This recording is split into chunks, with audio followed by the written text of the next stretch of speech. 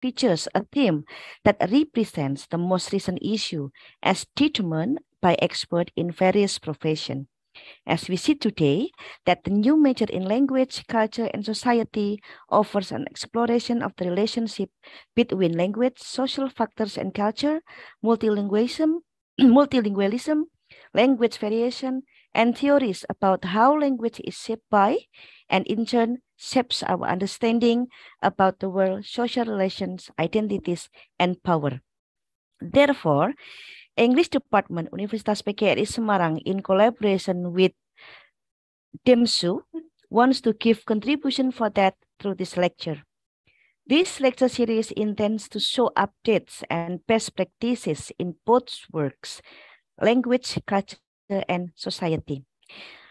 To present the materials about those topics, we have already two prominent speakers here.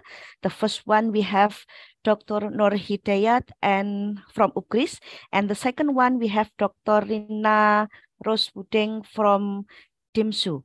I would like to greet Mr. Hidayat first. Pak Nur, good afternoon, Pak Nur. Are you already with us? Yes, we are here, teacher. Okay, thank you. Thank you, Mrs. Rina Rose. Welcome to the lecture. And Pak Nur, I haven't heard your voice. Yes, I haven't heard here. your voice, Pak. Okay, thank you, Pak Nur. Ladies and gentlemen, each speaker will talk for about 45 minutes, continued by the discussion session for about 15 minutes. If you, audience, want to ask some question, you can type the questions down in the in the chat box or by raising your hand in your platform. Okay, let me call upon our first speaker now.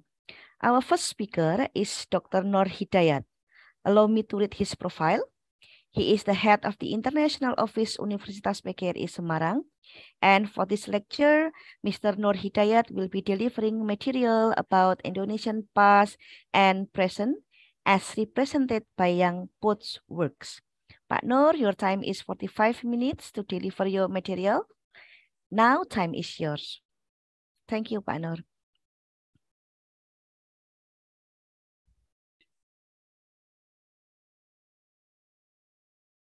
Thank you, Bu Faiza, for the time given to me to have my presentation. And thank you again that the organizing committee placed me to be the first speaker.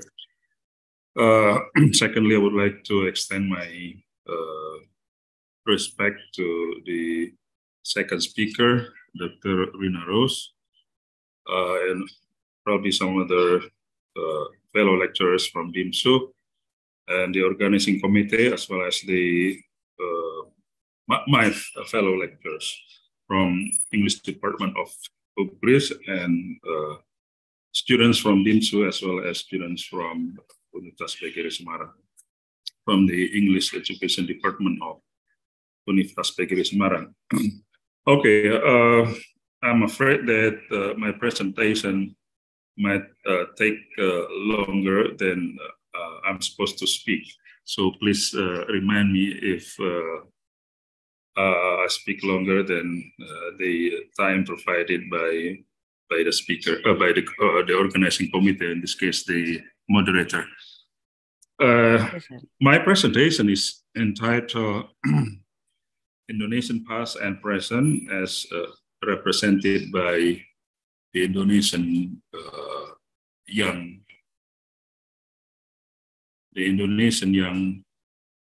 Sorry.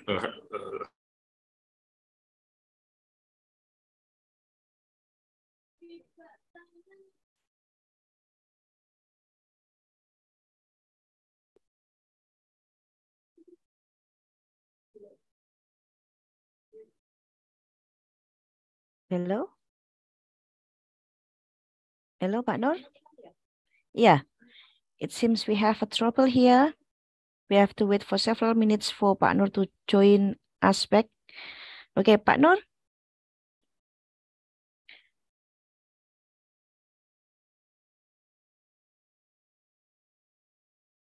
Okay, Pak Nur, can you hear my voice? Yes. Okay. Okay. I'm sorry, Bu Faiza. There is a technical problems that I could not see the audience here. And okay, let me go on my explanations. So I do not take the materials of, let's say, English literature to my presentations, because in this case, I would like to bridge the understanding of Indonesian literature to Philippines readers, to Philippine students.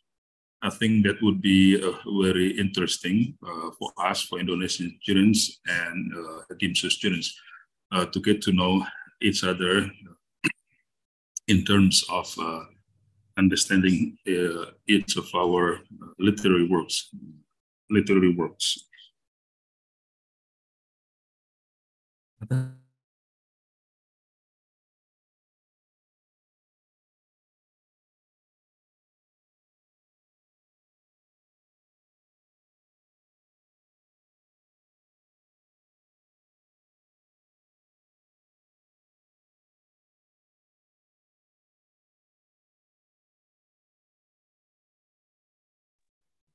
Very, very sorry for another technical problems. Okay. Yeah, I think each of Indonesian students and Philippine students needs to understand each of our literary work. So it is expected that there will be a better understanding between Indonesian students and Philippine students of each of our literary works or works of literature, that we can learn it from each of our literary works. So this is our beginning, and then hopefully in another similar program, lectures from DIMSU, we'll also have another occasions to present Philippine literature to our students here, to Indonesian readers, to Indonesian students, and to Indonesian listeners. So I may say that this is our beginning, right? We know as we belong to Asian countries, countries in Southeast Asia, we share many things in common, I believe. We have some commonalities in terms of the history, in terms of culture, in terms of, let's say, political affairs, and also the country development, in which we can learn from work of literature. As we know that the work of literature is the expressions of people's life, by which language is its medium. So by getting to know each of our literary works, we might realize that we share similar experience, we share similar problems, that mutual understanding could then be achieved by us, the Indonesians, and also the Philippines. Oh, okay. Let me go on my explanations. As my presentation suggests, my presentation would present to you poems which is written from the 90s and to the year of 2020s. So it ranges around the latest 30 times. And most of the writer that I choose, the poems of whom I select, mostly from writers of the 30s. Mostly they were born in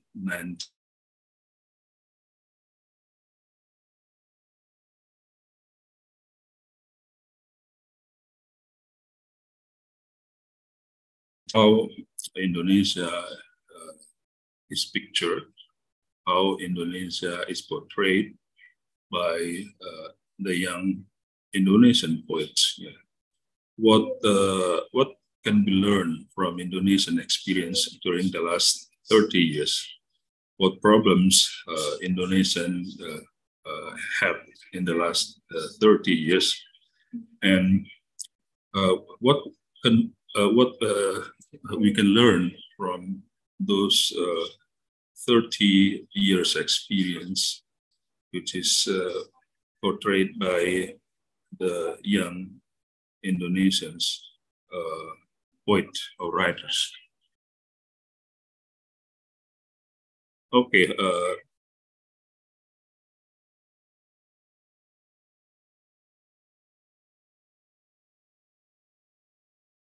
let's take a look slide by slides that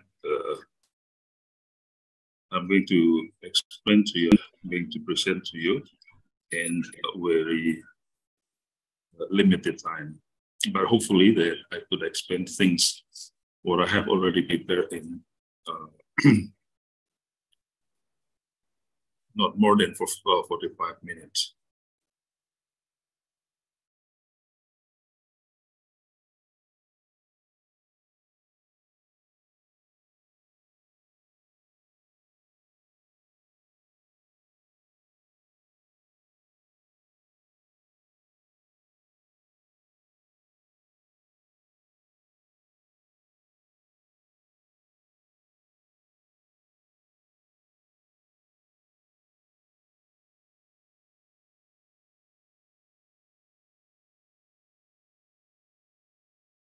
Okay, as my presentation suggests that the title is Indonesian Past and Present as represented by Indonesian young poets' work, which range from the works of the 90s to the 2020s. Next.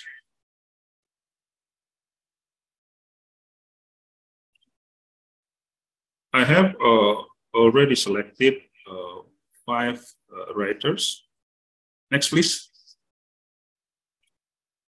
I have selected 5 writers.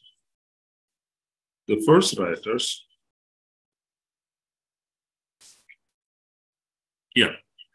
the first writers, let me show you the first writers.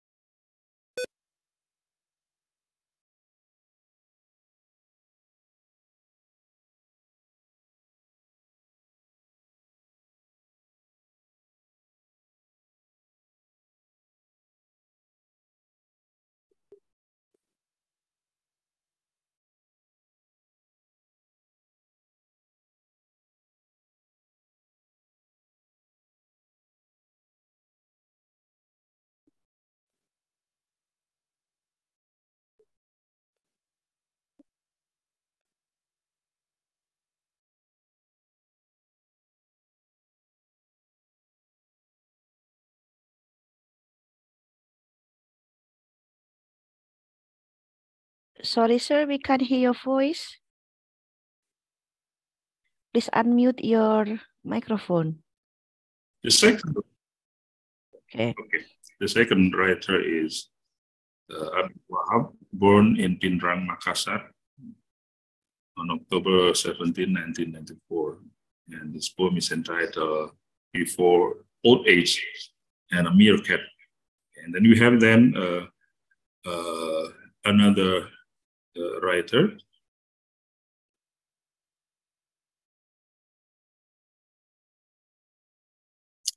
And Sulawesi is an important places in Indonesia in terms of their poet writers and the intellectual life, aside from Java. So as we know that most of Indonesian writers are mostly from Java, Indonesia, and some others are from Sulawesi. And then we have also another writer from Sulawesi named Safri Arifudin. Safri Arifudin Masri, born in West Sulawesi, 1994. So the same age as the previous writers. And his poem is entitled If Home Really Exists. And then we have the next writer, the fourth writer,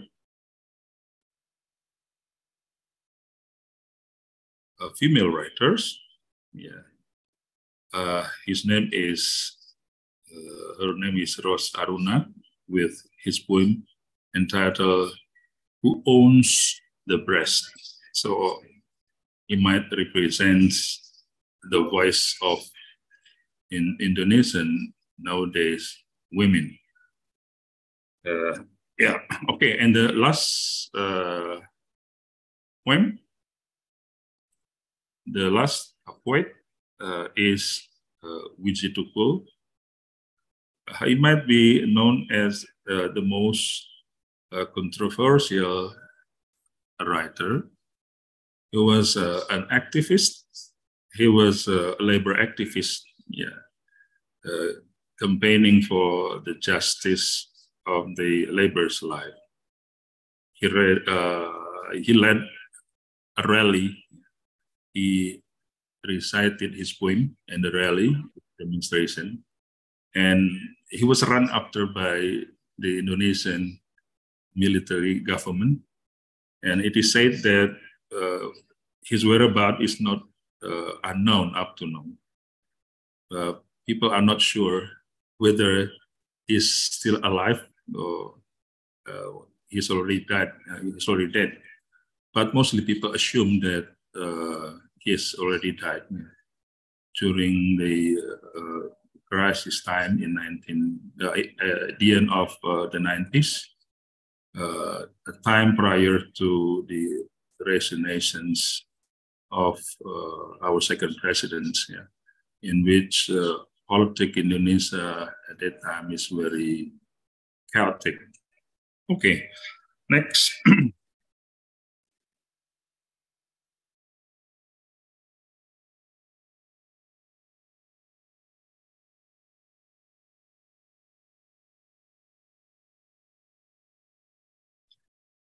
From that, the previous slides, please. Go back to the previous slides. Go back to the previous slides. So from those 5 poems, 7 poems altogether, there are some topics that previous slides. There are some topics that we could draw,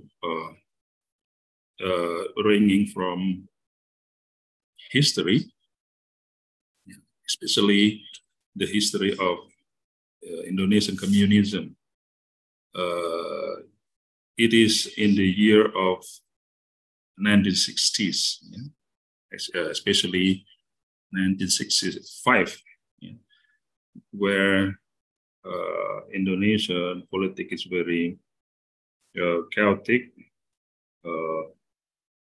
It is said, according to our formal history, the government history, that Indonesian Communist Party was trying to take over the power from our first president, but they failed in their attempt to take the power.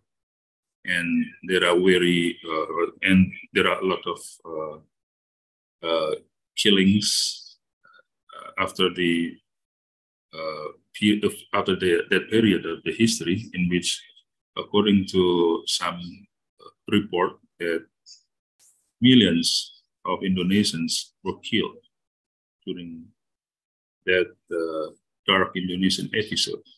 So I believe that Philippines also has a similar experience regarding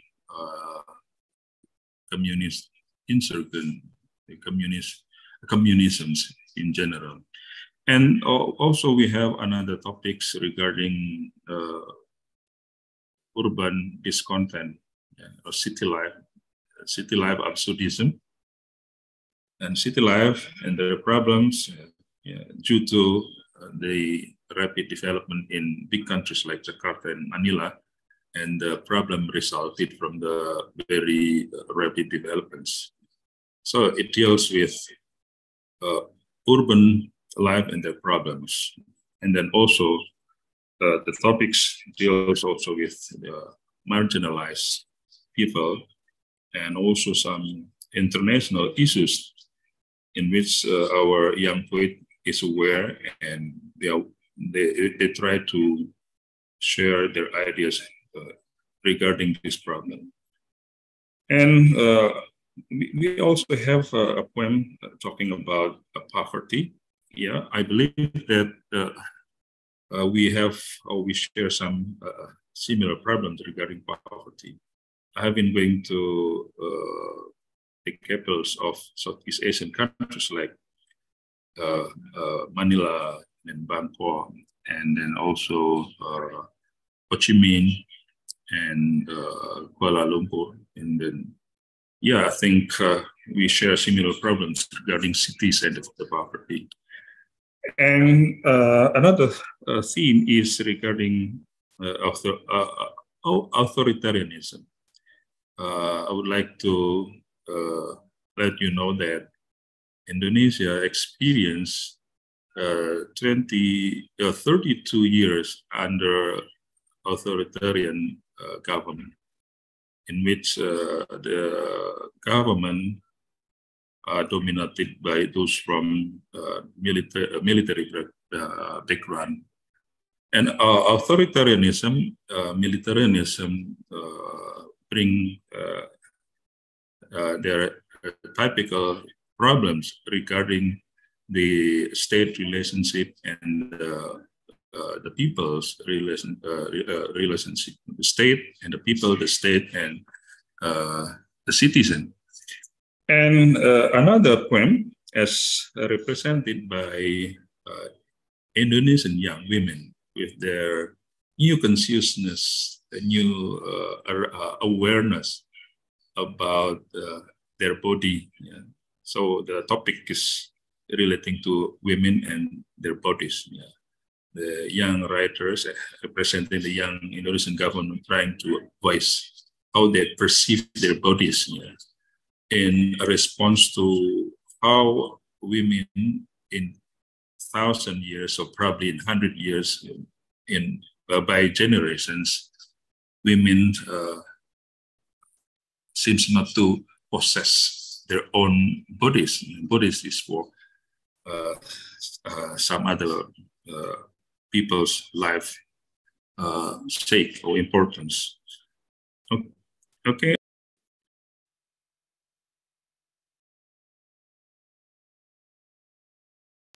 Okay, we are going to take a look, yeah, one by one, yeah, as we have already understood, yeah.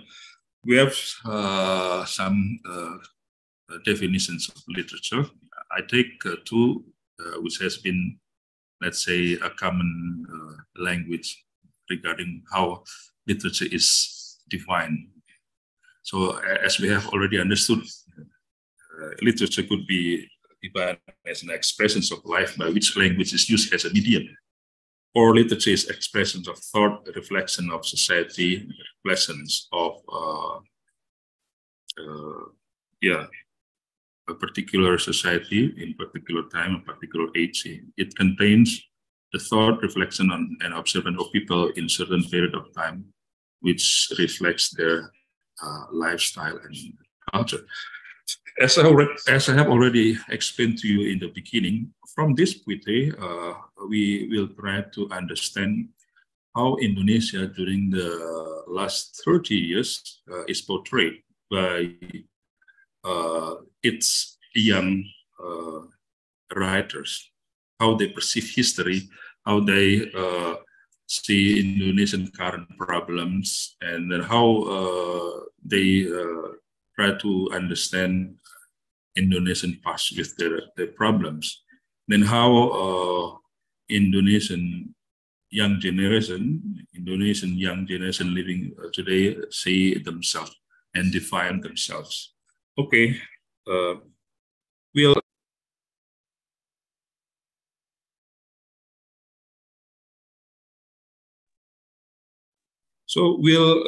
take a look. The first poem written by the first writer, entitled Kasih's Tale. So let me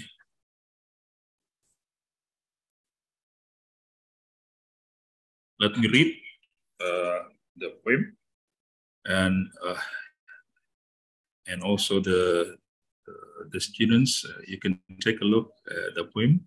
And I believe that as English is the second language for a Philippine student, it might not be very difficult for you to understand this poem.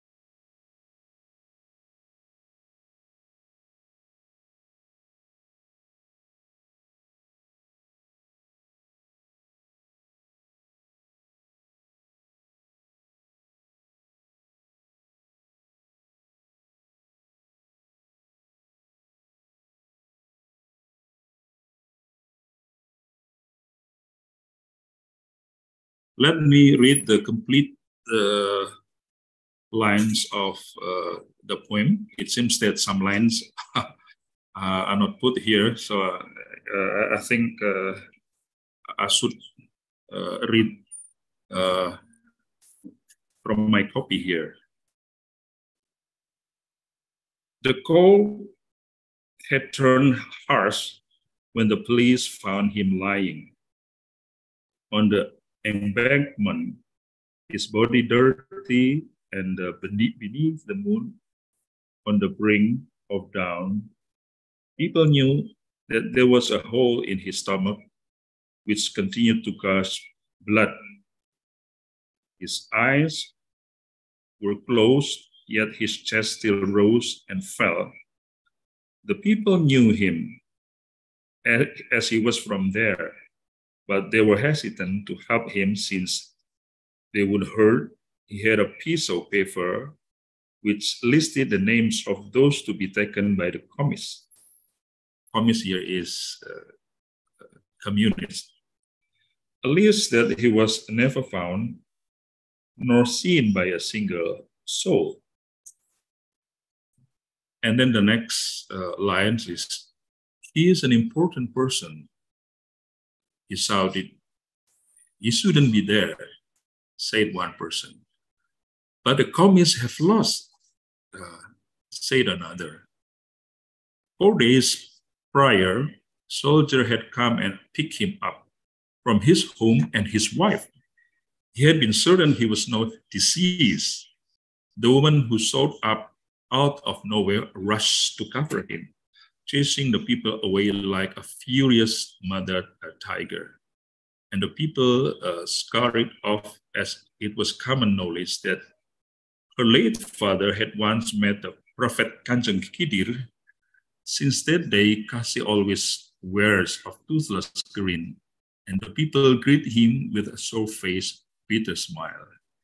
His children can never become a public servant or soldiers or police, and is always at the outer edge of every kenduri or tahlilan, tahlilan or kenduri is like a gathering where people visited their neighbors to celebrate, for a certain celebration, a particular celebration. For that way, he always received his blessing meal first and hurriedly says his prayer, which are answered with abuse from those who haven't yet received their own food. Once Kamis, always a Kamis. Okay, ladies and gentlemen, this poem tells us as I have mentioned before, the dark period of, maybe the darkest periods of Indonesian history, in which thousands, hundreds, or it might be millions people were killed during the failed attempt of Communist Party in Indonesia. Following the failed attempt of withdrawing or taking over the Indonesian government, the military disbanded the party, and millions of people associated with the Communist Party were then killed without trial. Yeah? According to a yellow paper in the United States, that those who were dead during the failed attempt of a Communist Party amounts to 1 to 2 millions. Yeah. And then what happens to those people associated with communism is then, as it has been happening in Indonesia, then the family of the Indonesian communist member, was then stigmatized. Yeah.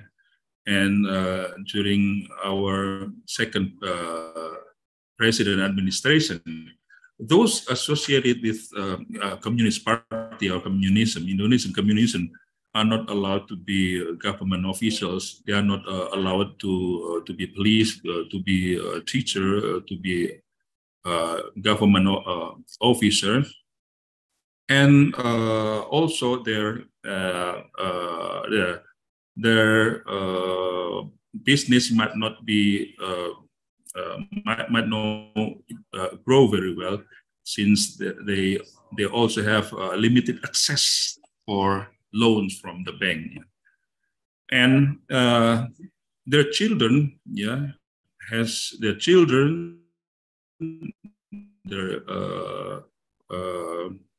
children and their offspring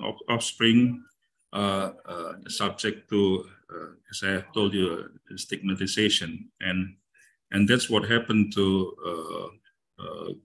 member of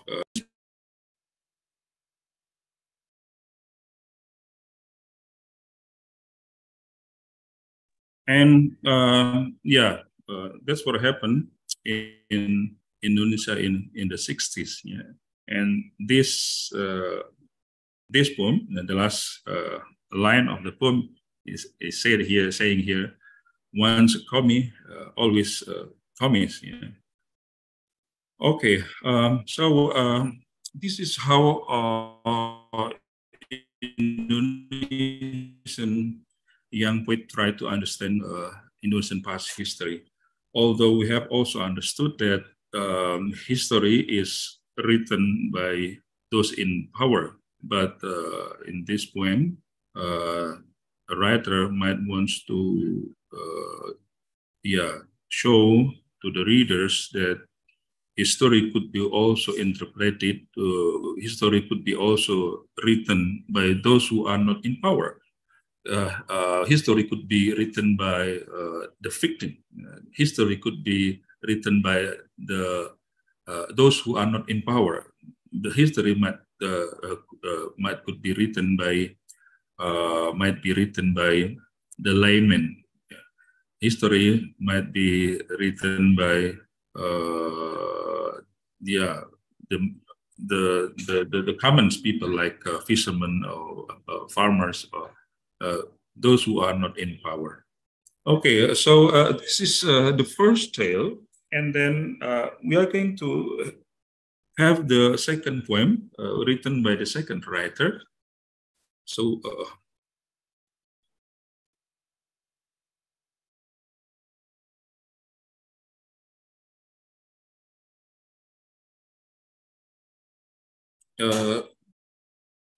we have a second poem entitled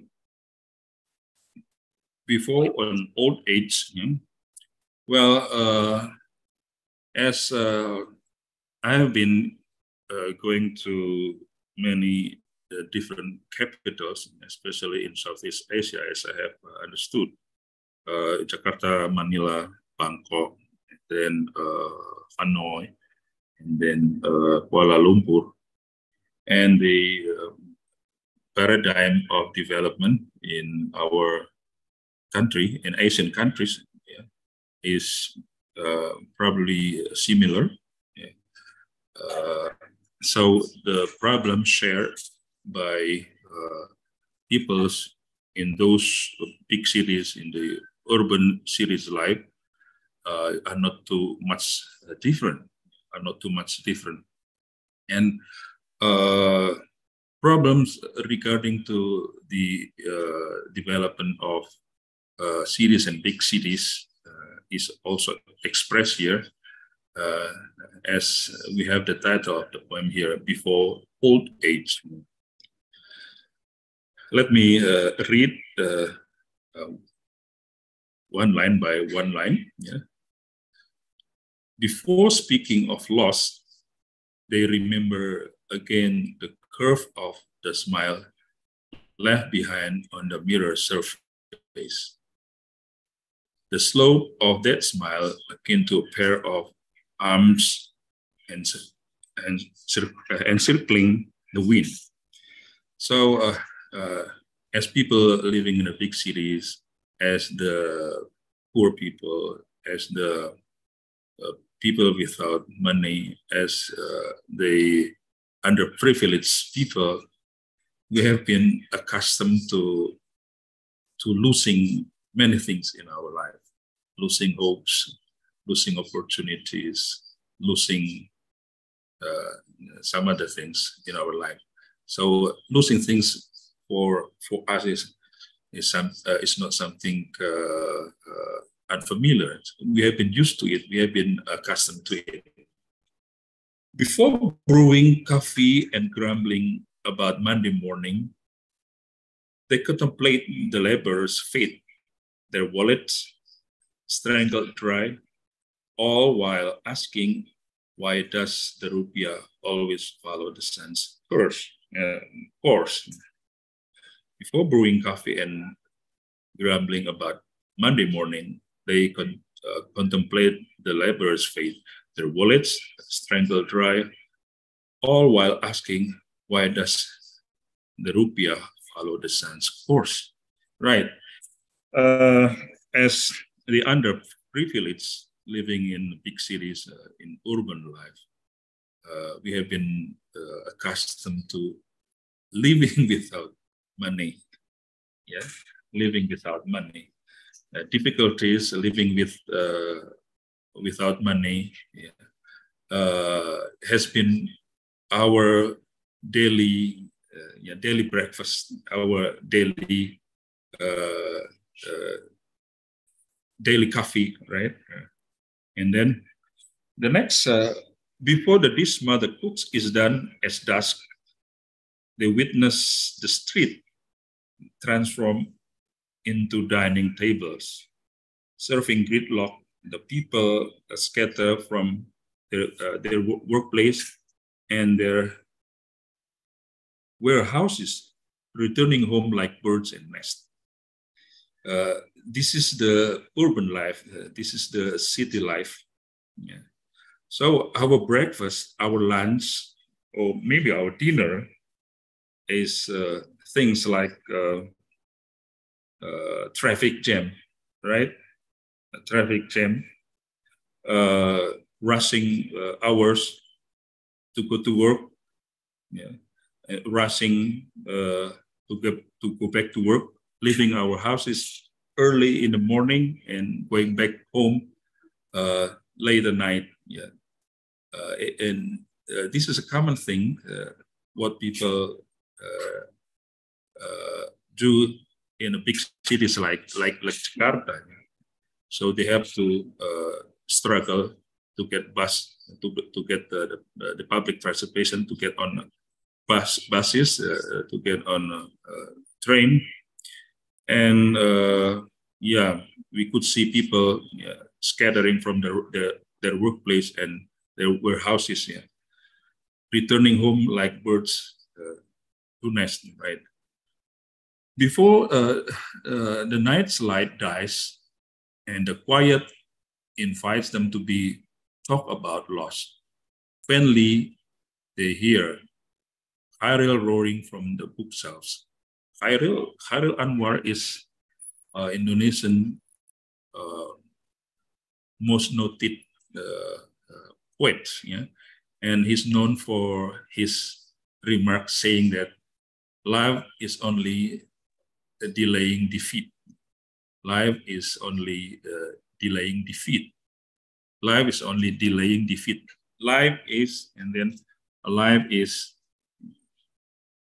yeah. So we are talking about in the third poem, we are talking about urban discontent. So how people in the big cities face in their daily life, what their problems have in their daily life. So they have been accustomed to losing things, having accustomed to poverty, to limited amounts of money in their wallet, and they have to get used to traffic jams, rushing. They have to rush themselves to get the public transportation, to get home early, and so on and so on. So this poem trying to present to us the so-called, the absurdity, we may say, the absurdity of people's life in a big, especially in a big cities. And then I cited here remarks or sentences cited from Seno Gumira Adjidharma. He's one of Indonesian most reputable writer, novelist, and he say in Indonesian language, and then I will try then to translate it into Indonesia. And Pak Nur, sorry for interrupting. You have 5 more minutes to finish the material. Oh, very sorry. I only have 5 more minutes. Maybe I could have 5 more minutes, right? So, okay. Yeah, maybe 10 minutes. Okay, it's okay. To finish my explanation. Well, Seno Gumira Adjidharma says, alangkah mengerikannya menjadi tua dengan kenangan masa muda yang hanya berisi kemacetan jalan.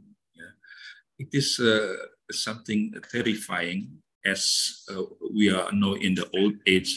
Our memory is just only about traffic jam, being afraid of getting to our office late, tugas-tugas rutin yang tidak mengubah semangat, doing a routinious job which actually the job that we do not really like, we are not fond of, and dan kehidupan seperti mesin and a life which is like machine yang hanya akan berakhir dengan pensiun yang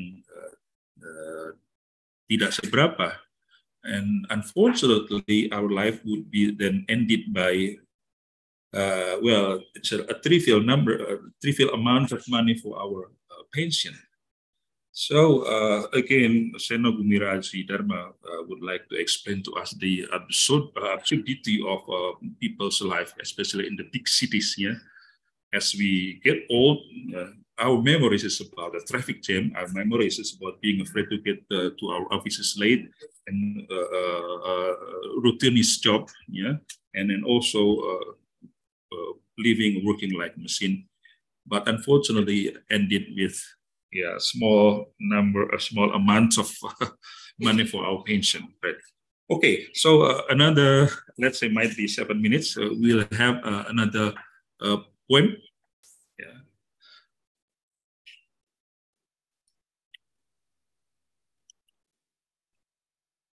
Yeah, another poem. Oh, yeah, it's similar, right? The next poem. The next poem. Considering the time is running out, so I'd rather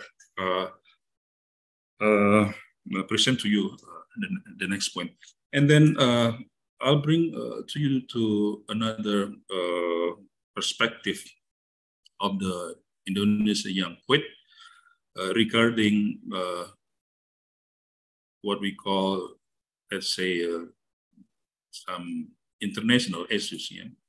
International issues. It deals with the politics, it deals with the poverty, but it deals things like war, which could be then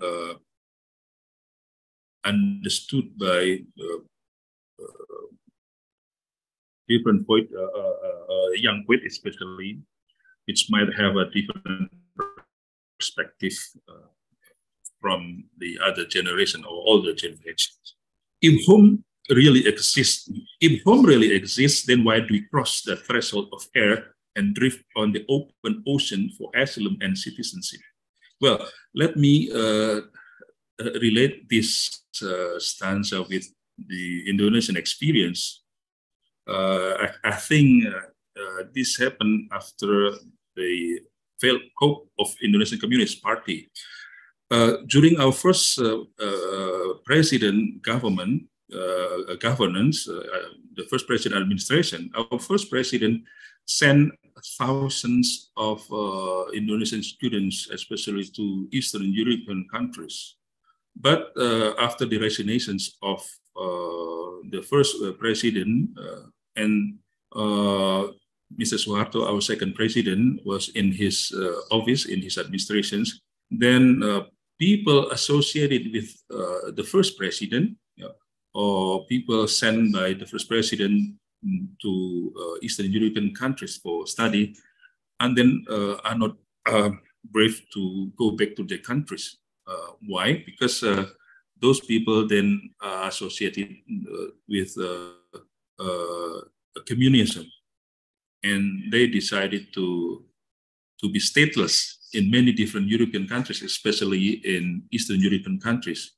And Indonesia experienced the so-called one generation brain drain. Indonesia should have been more developed, supposing that those thousands intellectuals, those thousands university graduates with different expertise could go back to the country. But due to political problems, that they could not go back to the country for fear that they would be arrested by the Indonesian second administration. So we lost one generation brain drain. If home really exists, then why must we tend to build? Then why must tents to be built next to the street, clearings and and parks in the middle of soaring high buildings? We are talking about, I think, economic discrepancy, economic gap. As we go to Jakarta, as we go to probably to Manila, we could see that, tents, what you call cart or house made of box and carts stay side by side with skyscrapers and tall buildings. And this is very common in some big countries. So it's talking about economic discrepancy. If home really exists, then why do missiles hurl across the horizon, seeking nests and target where troops are constructing barracks in our yards? So we would say that wherever we go, wherever we stay, wherever we are, we could not find the so-called homes. So the writer here is wondering whether if the home really exists. So home, of course, is different from house in its concept. So home is related to peacefulness, related to freedom, related to family, togetherness, and so on. And home seems nowadays do not really exist, as people do not really could not really find the so-called peace and peacefulness in nowadays people's life. Yeah. Okay, this is our fourth, our five poems, and then we have the last two poems, as I have told you, written by a very controversial poet in Indonesia, and as I have already explained to you, Wiji Tukul disappeared during prior to the time where our second president resigned from his presidency. Learning from the Philippine people's experience, which is called the people power. Indonesian people, Indonesian students go to the street demonstrating and asking for the second president resignation. And Wiji Tukul is among those people who led a rally, especially for the laborers, for the workers. He read his poem, he agitated people, he provoked people with his poem, and then asking also the resignations of the Indonesian second president. And then after that incident, then the military tried to run after him, and he became a fugitive. He became fugitive and moving from one city to some other cities, moving from one island to some other islands. But up to now, history tells us that he's never found by his family. So people is wondering his whereabouts, whether he's still alive or he is already dead. Yeah, and yeah, that's what happens to Wiji Tukul. The next slide, Kim. The next slide. Yeah. So this is his very powerful poem entitled "I'm Still Whole, and the Words Have Not Yet Perished."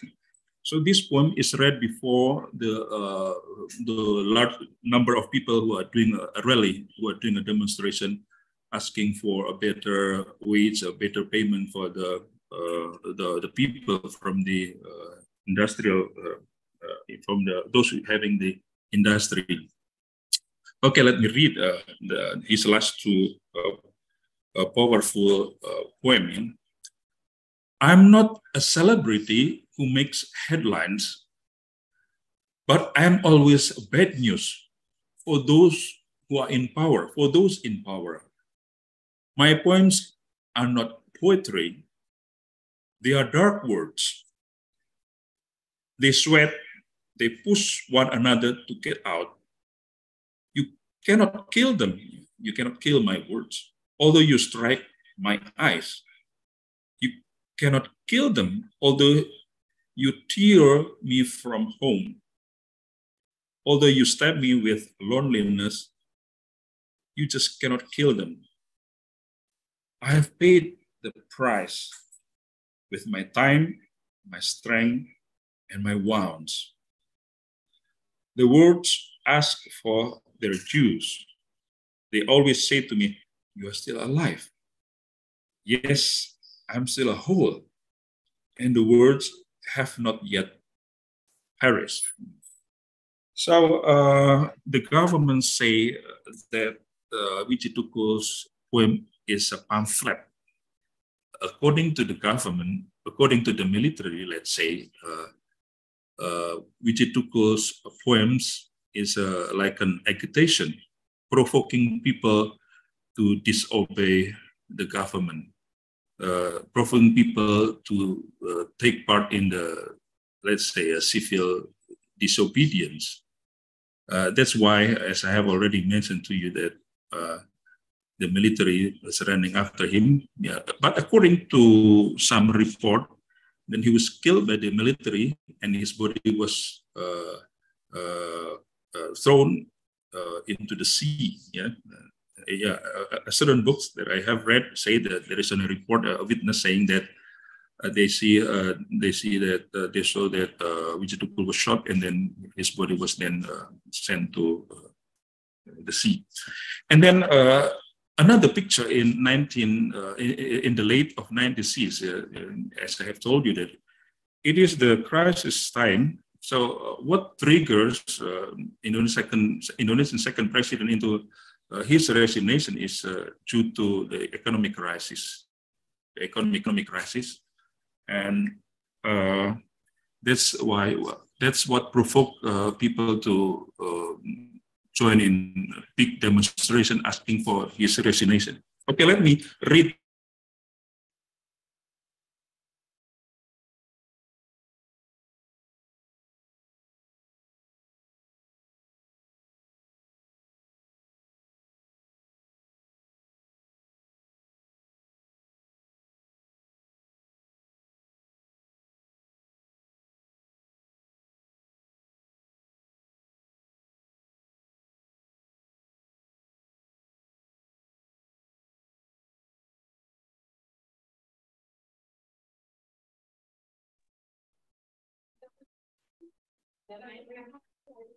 Hello, Pak Nur. We can't hear you.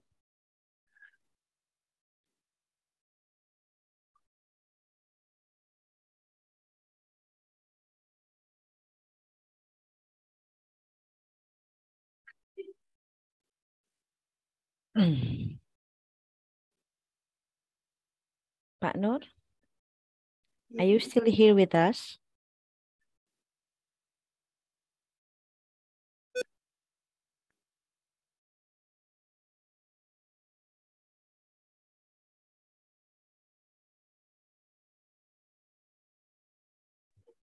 Yeah.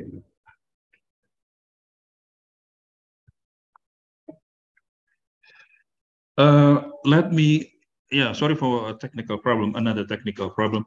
Let me read my last poem, written by Wijitukul. And then this picture tells you that I was very surprised when I visited Ipoh, one of the city in North Sulawesi. And in one of the building's wall there, I was very surprised to see the painting of Wijitukul with his famous words saying, "Ini tanah airmu, di sini kita bukan turisnya. This is our homeland. We are not tourists here." This is written by Malaysian artists who probably are very inspired by Wijitukul's works, Wijitukul's poem. That it is necessary for the Malaysian to borrow Wijitukul's words for their expressions. Let's say probably addressed to the local government. Yeah. So let me read the last poem of Wijitukul entitled "A Black Note." A black cat sneaked out and jumped off the roof. In the dark, 3 men hide, holding metal bars. A black cat tiptoes, followed by shadows, and the end of the alley, the 3 grunt and strike. The moon swaddled in the clouds watches a festival of poverty as the cat's meat fills the man's belly, right? Well, as we still remember that during the economic crisis in the late of 80s, people suffer very much economically. Many families could not afford a decent food. They could not afford to buy a good food. they could not afford to buy milk, as people might have babies. And that's one of the problem that we have, Indonesian have in the late 90s.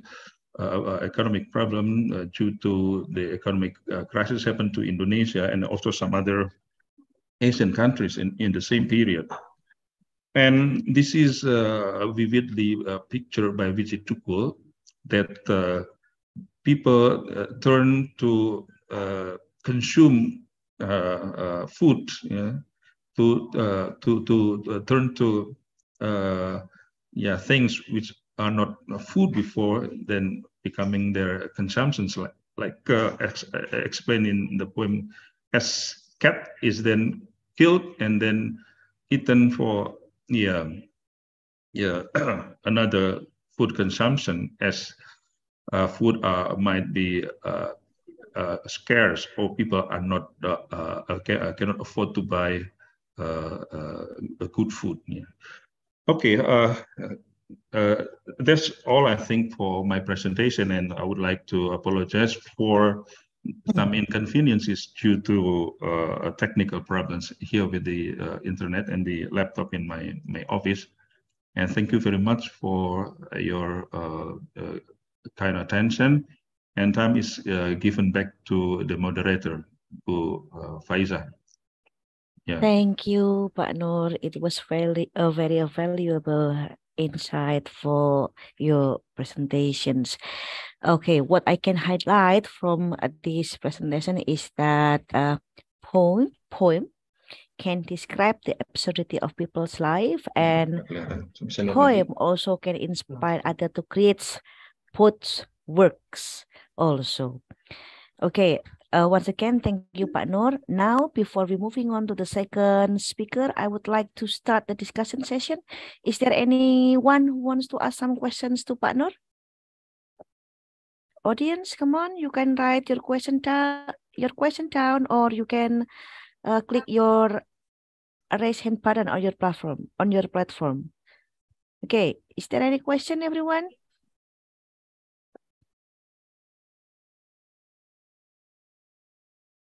Is there anyone who wants to ask some questions to Pak Nur?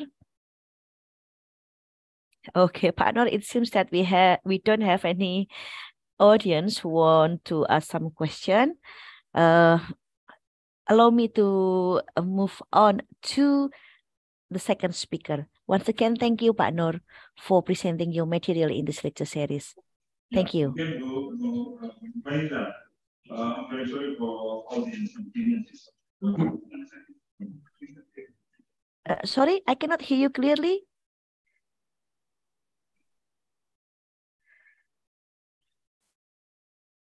Sorry, Pak Nur.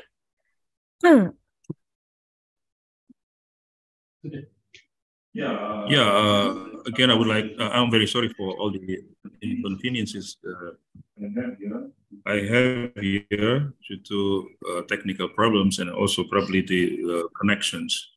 Yeah, it's okay, Pak Nur. It's okay. Me too. I have some troubles in connection too here. Okay, once again, thank you, Pak Nur. Thank you for presenting your valuable materials for this lecture series. Thank you very much, Pak Nur. Well, okay, ladies and gentlemen, now we move on to our second speaker. She is Dr. Rina Rose B. Budeng. Hello, Dr. Rina, are you with us? Good afternoon, everyone. Good afternoon, Dr. Rina. Okay, thank you for joining. Okay, before you presenting your material, allow me to read your profile. Our second speaker is Dr. Rina Rose B. Budeng. She is the head of the Bachelor of Arts in English Language Department of DIMSU, MLUC, and her research interest focuses mainly on interlanguage pragmatics and interface of culture through literature. Now, Dr. Rina will be delivering material entitled Language, Culture, and Society. Dr. Rina, now time is yours.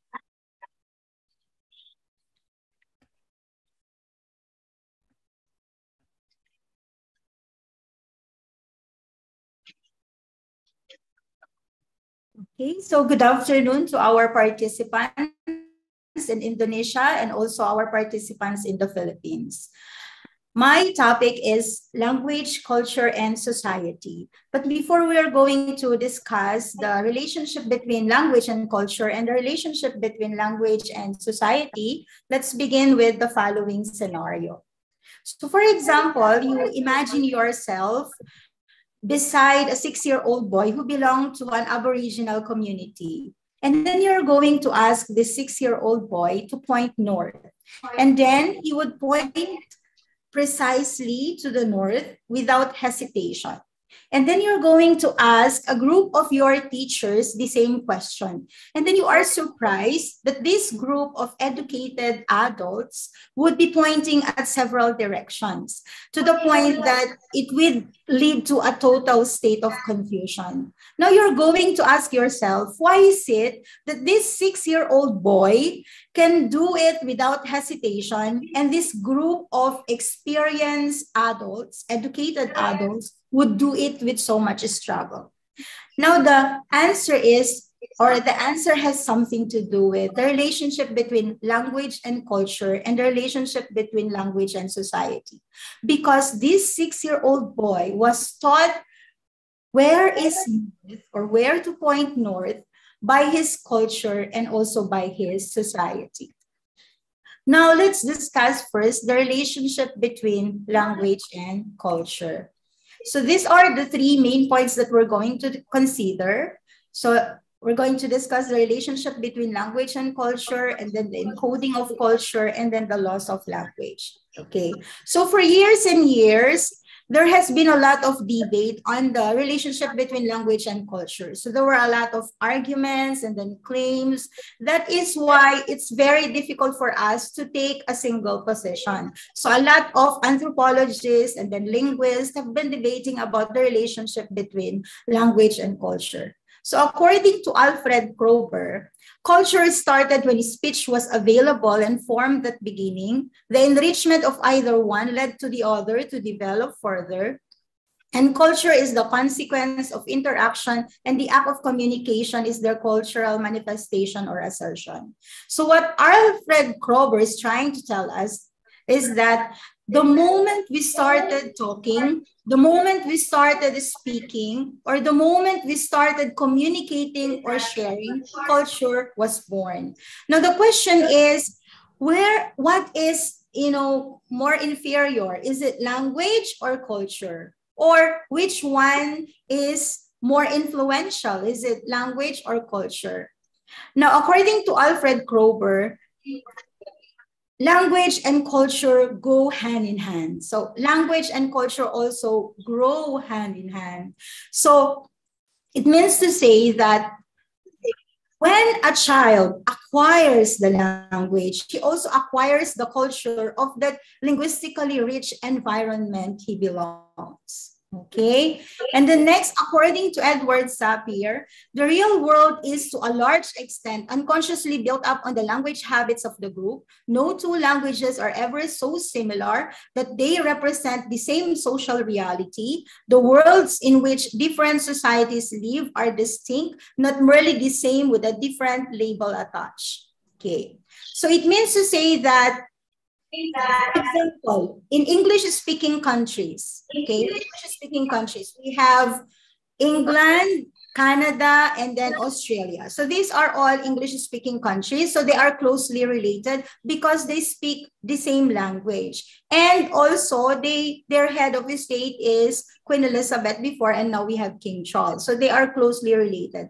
However, in Canada, England, and also Australia have different cultures. So you can just imagine, for example, if you're going to compare Canada and then Indonesia, or for example, Australia and the Philippines. So completely different languages and completely different cultures. Because when you say different countries, it would also represent different cultures. So one way to better illustrate this is the concept of respect. For example, in Western countries, when we say respect, this is something that is earned or this is something that is gained. While respect in Eastern countries is something that is based on hierarchy. Okay, so when you are in Western countries, they respect you only if you did something good to that person. For example, you are a general in the military, so you are not respected right away, but you are respected only if you did something good. Now, in Eastern countries, you are respected because you are a general. You do not have to do something good to those people. They just respect you because of your position. Okay. Next, according to David Crystal, language is a systematic conventional use of sound, signs, or written symbols in a human society for communication and self-expression. You know, David Crystal is one of my favorite linguists because my research field is pragmatics, and he gave the most cited definition of pragmatics in the body of literature. According to David Crystal, pragmatics is the study of language used by real people in the real context. It means to say that the use of language depends on a lot of social situations or different contexts. Okay. So for example, we're going to analyze here some terms of address used to greet John Jones, Mr. John Jones. Okay, so Mr. John Jones is greeted by several people. So one greeted him, hello, Mr. John Jones, and then the other person greeted him, hello, Mr. Jones, and then hello, John, hi, JJ, hi, Floppy. Now, why hi, JJ? Why hi, Floppy? So if you're going to analyze, for example, the situations, you know, between John Jones and then the people who greeted him, hi JJ or hi Floppy, the relationship would go back to the beginning. Maybe they were friends when they were kids, okay? And then according to Ferdinand de Saussure, if words stood for pre-existing concepts, they would all have exact equivalence in meaning from one language to the next, but not true. The concept of a sound, image, or symbol in different languages is different. Okay, so of all the written languages in the world, we also have different letters and also different symbols. So for example, in the English language, there are 26 letters, right? And in the Norwegian alphabet, there are 3 letters which are not included in the English alphabet. And then when you're going to take a look at the Slovak alphabet, there are even accent marks for the letters that would indicate the sound of these letters. And if you're going to consider our Filipino alphabet, there are 2 letters which are not in the English language. One is Enye, which we borrowed from the Spanish, and then NG, which is considered as a digraph. Okay, so different languages for different countries, different letters, different symbols for different countries. And then another way to illustrate this is in the world, we have what we call alphabetic orthographies. So we have the Russian alphabet, which is also the same as the English alphabet. They are both alphabetic orthography. So when you say alphabetic orthographies, each symbol from the alphabet would represent an individual sound called phoneme. Okay, and then for the non-alphabetic orthography such as Chinese and then Cherokee, each symbol from their alphabet would represent a larger sound unit called a syllable. And you know, this phoneme or syllable would now affect the way we read or the way we use language. So this is now the differences of language in different cultures, okay? Next, moving on, an individual language speaker's effectiveness in a foreign language is directly related to his or her understanding of the culture of that language. So it is possible to consider teaching culture through learners' own languages, which can be used in a specific way to interpret the other culture. So for example, when we learn language, sometimes we just learn the language and we do not learn anymore the culture of the English speakers or the English native speakers. Now, if we teach English to our students, it would have been better if we also teach the culture of these English native speakers. So for example, I also teach a foreign language, French. And whenever I teach French, I would compare the culture of the French people to the culture of the Filipinos. For example, I tell my students, you know what, in the Philippines, we have a gender of nouns. But then when we say gender of nouns, only the nouns which are referring to people and the nouns which are referring to animals are gendered. But in French, all nouns are gendered. So for example, when we study food and beverages in French, I would tell them sandwich, hamburger, hot dog are masculine. Masculine nouns, salad, pizza, omelette are feminine nouns. In the Philippines, when it comes to food or beverages, their gender is neutral. They are not male or female or feminine or masculine. And in French also, when it comes to beverages, all beverages are masculine, okay, like tomato juice, grape juice, lemonade, coffee, tea, chocolate, so they are all masculine. And then I would add that in the Philippines, we do not use tomato juice. Tomato juice is not popular. Tomato sauce, yes, we have in the Philippines, but not tomato juice. But tomato juice or anjudo tomate is very popular among French people.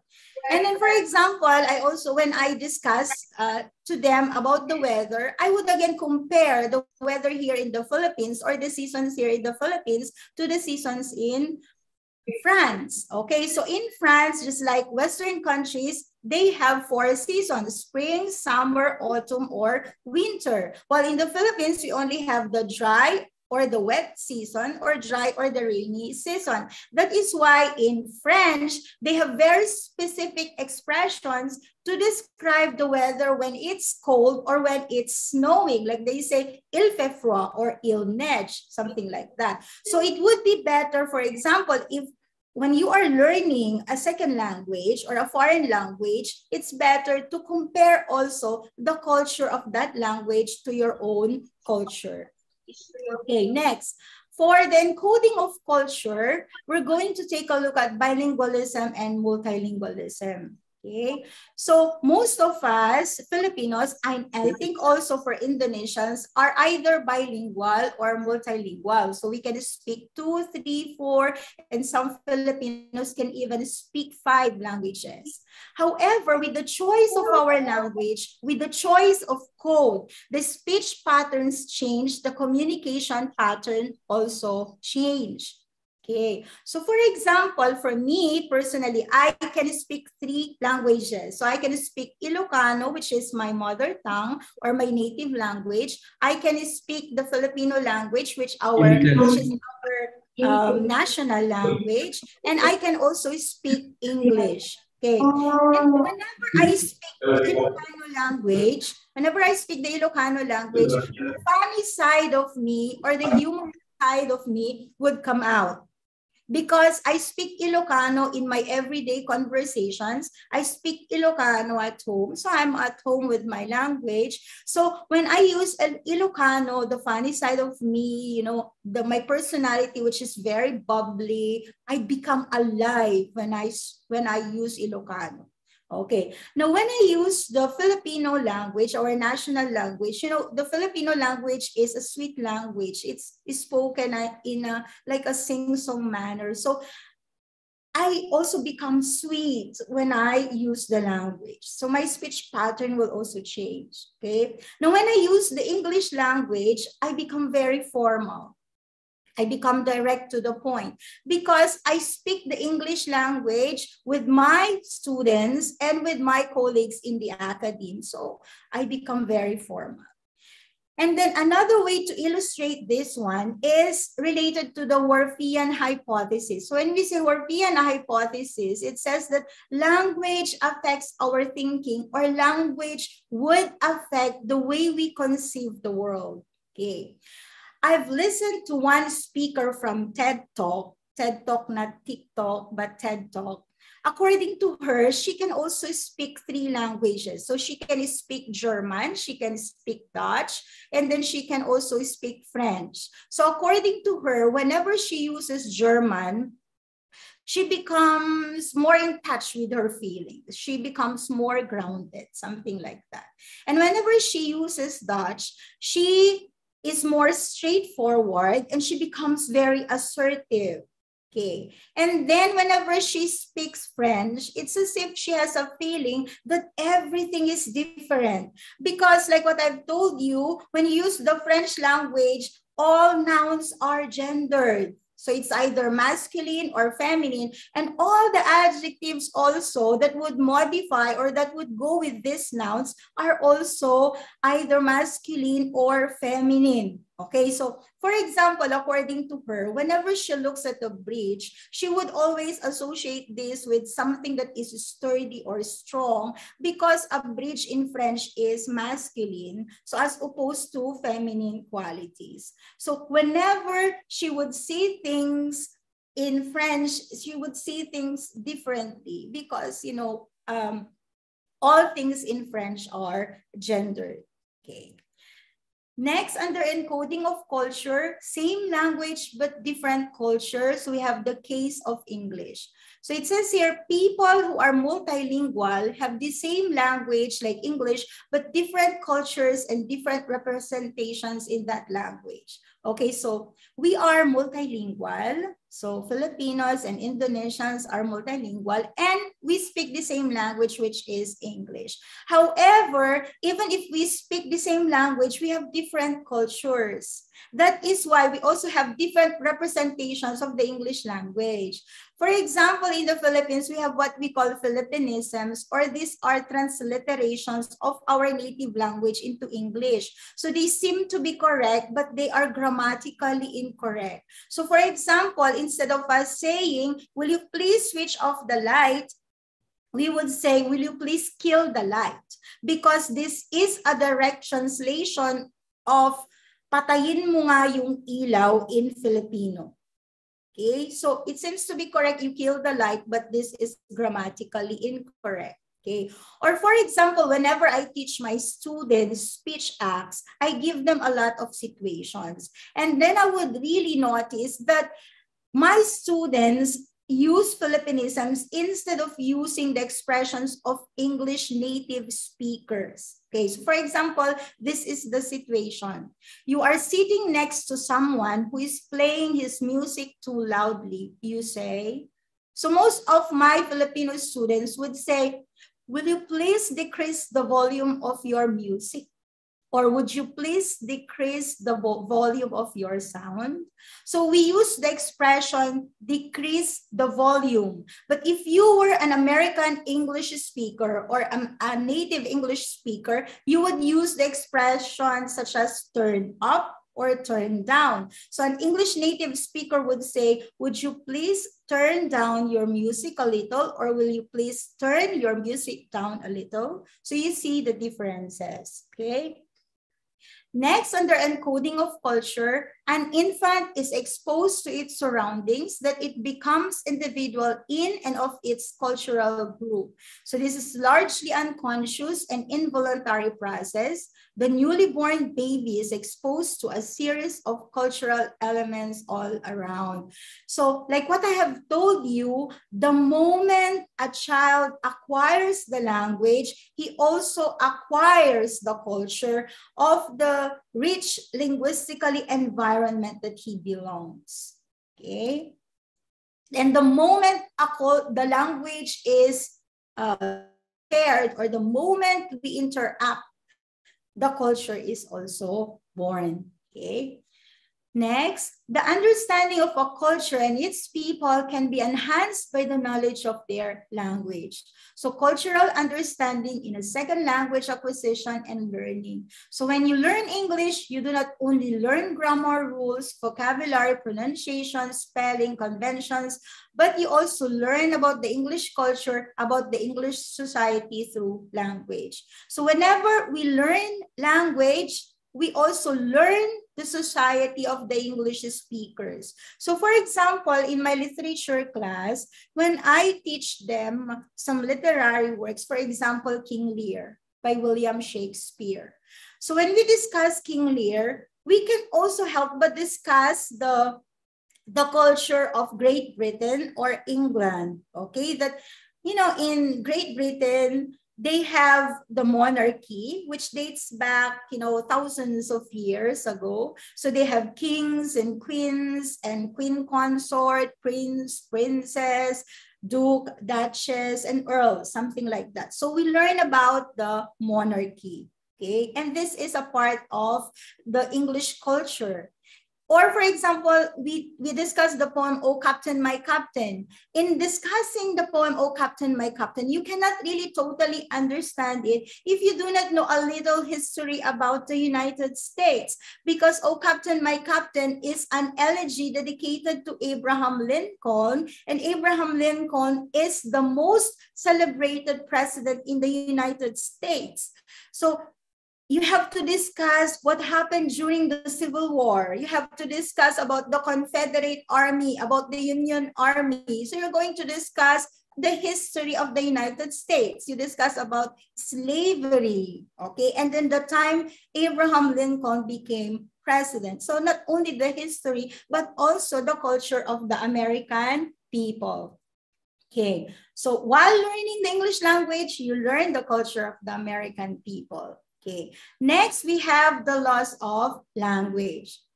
So it says here, with the loss of language, we lose our identity, esteem, pride, shared history, shared knowledge, common binding factor, and cultural knowledge. So for example, we're going to take a look at the case of the Spoken tribe of Indians. You know, before 1924, the Spoken tribe were foreigners in the United States, or they were foreigners in America, even if they were born in the American soil. It was only in 1924 when they became American citizens. And when they became American citizens, the government forced them to enroll in boarding schools. And when they were in boarding schools, they were forced to speak the English language, and they were forbidden to speak their Spokane language. So they were forbidden, they were even beaten, they were even punished to speak Spokane. Okay, so because they cannot speak their own language, of course, they cannot practice also their own culture, because you know, the Spokane tribe are full of spirituality. They have a lot of rituals, they have a lot of hymns. And in order to conduct all of these rituals and sing these hymns, they have to use their own language, but they were forbidden. So they were forbidden to practice their own culture. And so now there are very few people who can speak the Spokane language, and they are afraid that when these people die, these elders die, because most of them are already over 65 years old. So when they die, their culture also die. And then the next generation will also now lose their identity, their esteem, their pride, their shared history, their shared knowledge, their cultural knowledge. Because once a language is lost, the culture is also lost forever. Because, you know, there's even a saying that says, when a person dies, the whole library dies with him. Because you do not only know what knowledge that person knows, and when he dies, all of those knowledge, all of those history that he knows would also die with him. Okay, so for example, if a language dies, there are a lot of things that will also die. For example, the knowledge about medicine, which are encoded in the language, will also be lost. Or for example, the knowledge about constellation encoded in that language will also be lost. For example, we have the case of the ancient Egyptians, isn't it? They have a lot of language, about constellation encoded in their language, because when you talk about the pyramids in Egypt, you also associate it with the constellation. Okay. Now that's the relationship between language and culture. So we can say that when we talk about the relationship between language and culture, the relationship is interconnected, it is intertwined, it is interdependent, and it is symbiotic. Okay, now let's go to the relationship between language and society. So these are the main points we're going to consider. What is social linguistics? The assumption of relationship between society and language, and 4 aspects of influences. Okay. Now, the question we're going to ask is, how do language and social contexts cast influences on each other from the perspective of social linguistics? Okay, so before that, we're going to define social linguistics. So this is the social linguistic view of language. Social linguistics is the study of the connection between language and society and the way people use language in different social situations. Okay, so we use language in different situations. There are a lot of social situations. For example, we have the study of speech acts. You know, speech acts are the use of language based on different contexts. So speech acts are very difficult to perform in a second language. For example, the speech act of complimenting. So let's have here the situation between Sarah and Sheng. So we have teacher Sarah telling Sheng, I couldn't agree with you more. And then Sheng was thinking, she couldn't agree with me. I thought she liked my idea. So little did Sheng know that when teacher Sarah told her, I couldn't agree with you more, she agrees with her idea. Okay. Another is the use of greeting alone is very complicated. There are so many kinds of greetings, and there are a lot of situations where you greet people, right? So for example, how do you greet your friends? What will you tell them? So this is usually in informal situations because those are your friends, right? So how do you greet your boss, for example? Or how do you greet a person who is older than you? Or how do you greet a member of the monarchy, for example, Queen Elizabeth? I use Queen Elizabeth as my example because she's my favorite monarch. Okay. Or how do you greet someone for the first time? Okay. So for greetings, we have formal and informal greetings. And then we also have basic greetings. For example, how do you greet a stranger, or how do you greet someone you do not know? Okay. Or how do you greet someone whom you're meeting for the first time? So aside from greetings, for example, we also have apology or apologizing. So apologizing is also used in different contexts. So for example, informal forms of apology or formal forms of apology, okay? Or, for example, introducing someone. This is also very complicated in our society. For example, whom are you going to introduce first? Is it the female or the male? Or is it the older person or the younger person? Or is it the person with a higher status or the person with a lower status? Something like that. So these speech acts, you know, this language, which are used in different contexts, are somewhat complicated to learn, especially we are not English native speakers, okay?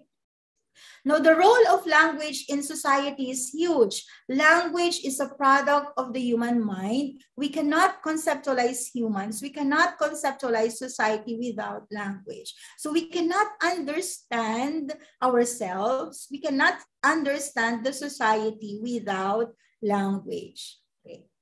Next, the role of society in language learning is vital. The society is the element that decides what we speak, and the rules of use of language come from the society. So it's the society which tells us the rules in language. Okay. For example, for us Filipinos, whenever we talk to people, especially to people who are older than us, we always have to use the expressions po or opo.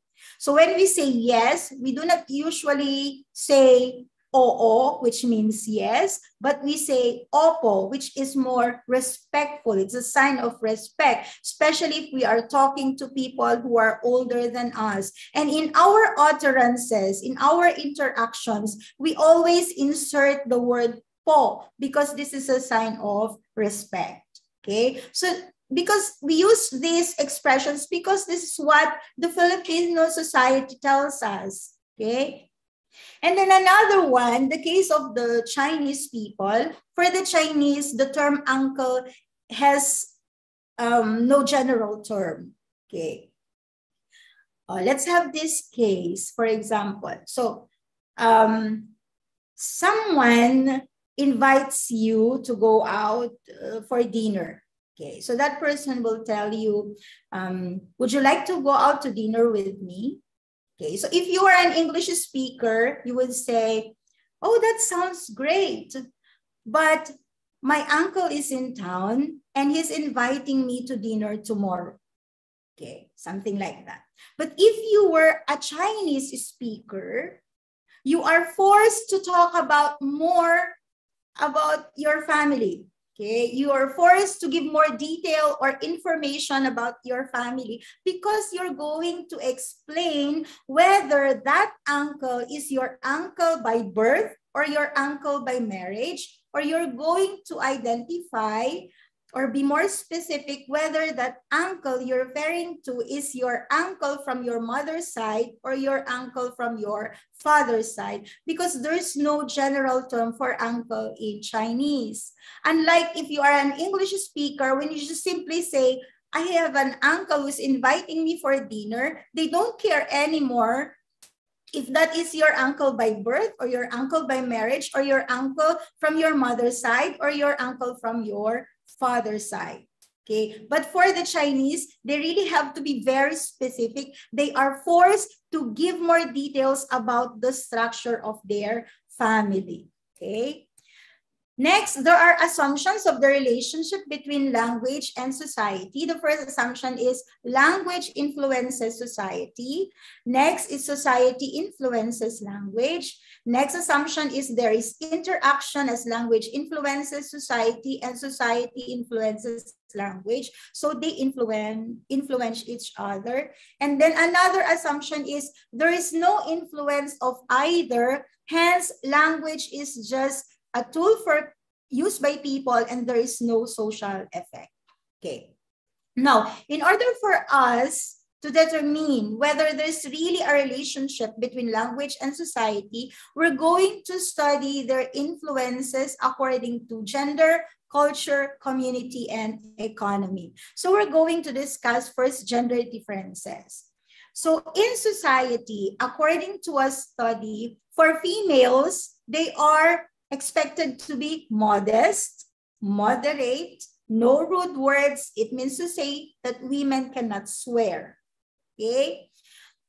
But for the males, for their language, they are very straightforward because for the males, they talk more about facts or information. For the females, they talk more about feelings, about people, about human relationships, things like that.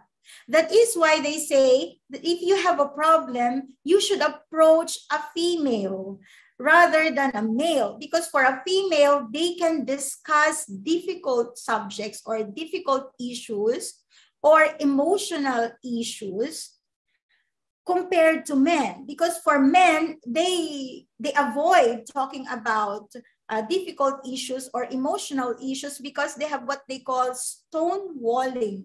Okay. And then when it comes to decision making for the females, before they arrive at a final decision, they want to talk about the process. Okay. So for example, they are going to say, let's do this, let's do that. What about if this will happen? We're going to do it this way. We're going to do it that way. But for males, they are only interested in the final decision.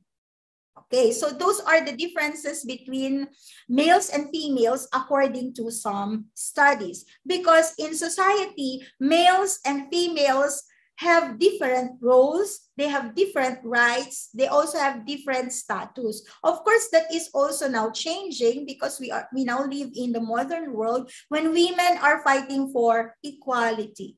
Okay. Like, for example, before, women are in the passive position and men are in the dominant position. So this has always been the case. But now we live in the 21st century. There are already a lot of gender differences. Actually, especially in Western countries, especially in America, they now live in a woke progressive ideology. Like now, according to a lot of people in America, there are over 70 genders. So before, we only have had 2 genders, right? We have the male and the female. And before, when we say gender, this is synonymous to sex. So when you say gender or sex, they are biologically determined. So we are either male or female. But now, no. Gender is not anymore a synonym for sex. Gender now is a social construct. So gender now is based on feelings. So if you feel, for example, you are a man and you feel like a woman, then you are a woman. And the next week you feel like a man, then you are a man. The following week you feel like a woman, then you are now again a woman. Actually, when we discuss gender, anything about gender, this is a very sensitive issue. Many people have been canceled, especially celebrities. And in the United States, some teachers were even suspended because of talking about gender. Okay, so let's take a look at the headline from the Washington Post. So it says, sorry for interrupting, Dr. Rina. You have 5 more minutes to present your paper. Okay, so for example, they are talking here about pregnant people. Many commented that it should not be pregnant people, but should be pregnant women. But then, some people, again, reacted to this. They would claim that it should be pregnant people because not all women, and not all people who get pregnant would identify themselves as women. And then we now have, again, the language is evolving. For example, we have here Justin Trudeau saying that mankind should be changed to people kind because, people kind is more inclusive. It will include other genders. Okay, so we now have these pronouns for the different genders. Okay, now for cultural differences, we have here when we have similar cultures, we gain a sense of belonging, or we can strengthen our personal identities, and we can develop a scope of perception towards different situations. So for example, according to my husband, who is a seafarer, whenever he goes abroad and then he meets a Filipino, for example, at the airport, and then he hears them talking in Filipino, he would go to them and talk to them because he has this sense of belonging, or he can identify with them. Okay, now how about for cultural differences? Okay, so for example, in the English language, there's no definite term for light blue or dark blue. Unlike in Russian, they have the term for light blue as goluboy and then dark blue as sini. Okay, so other colors, are not encoded in the English language. So for example, the case of the Namibian people in the Namibian plains, so they speak the Himba language. And a research was conducted among them. So they have showed them a color tile. Okay. And then after that, the researchers showed them a full range of colors. And then they were asked to identify the color tile that they just saw. And these people who speak the Himba language identified it just like a child's play.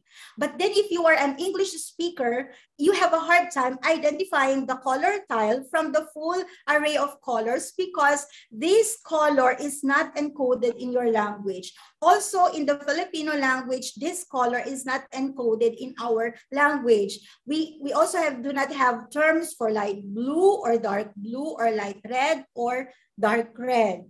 Okay. Next, when it comes to community differences, so we have here language and then the discourse community, and then living and working environments, and then the choice of language. So in the case of the Chinese people, they use local dialect at home or in their ordinary conversations. And then in school or in official and then academic purposes, they use Mandarin because we have what we call the diglossia. So when we say diglossia, we have one language, but for this language, particular language, there are two varieties. So for example, in Switzerland, they speak German, but German has a low variety, which is Swiss German, and then it also has high variety or German. So for the low variety Swiss German, it's being used at home or in everyday conversations, and German is used in official or academic functions or situations.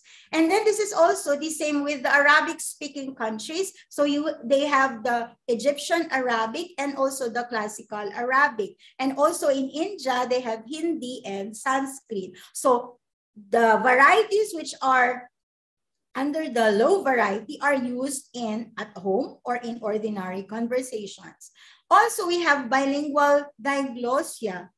We have here in the Philippines. So for example, in the Philippines, we use our native language at home. So that is different. And then we use English in academic and then official purposes. So completely different language. That's why we have bilingual diglossia. Okay.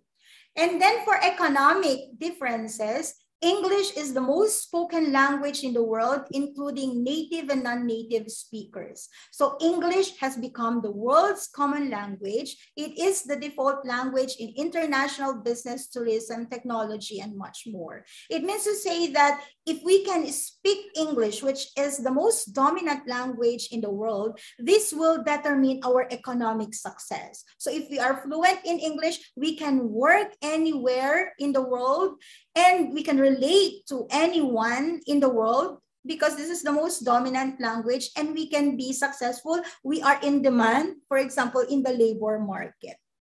For example, I am a Filipino and then I work abroad. I have to learn the language of my destination country because this will determine my economic success. So when I go to Indonesia, I have to learn Bahasa Indonesia so that I can relate to the people in Indonesia. I can build, strong relationships with them, and this will determine my economic success. Okay. So to sum up, according to Rita Mae Brown, language is the roadmap of a culture. It tells you where its people come from and where they are going. And according to John Maynard Smith, you couldn't have human society without language. So these are my references. Thank you very much. Okay, thank you, Dr. Rina Rose. This was so informative for us all here as the participant of this lecture series. Okay, if I may conclude of what you have already presented is that it is about language and culture. Learning language means we have to learn about the society also. And then the role of society and language learning is vital. The rules of using language itself come from the society. Once the language is lost, it means that the society lost its identity and self-esteem. Okay, thank you, Dr. Rina Rose. Once again, thank you very so much. Too. Yeah. Okay, audience, if you want to ask some questions, come on. You can write them down in the chat box.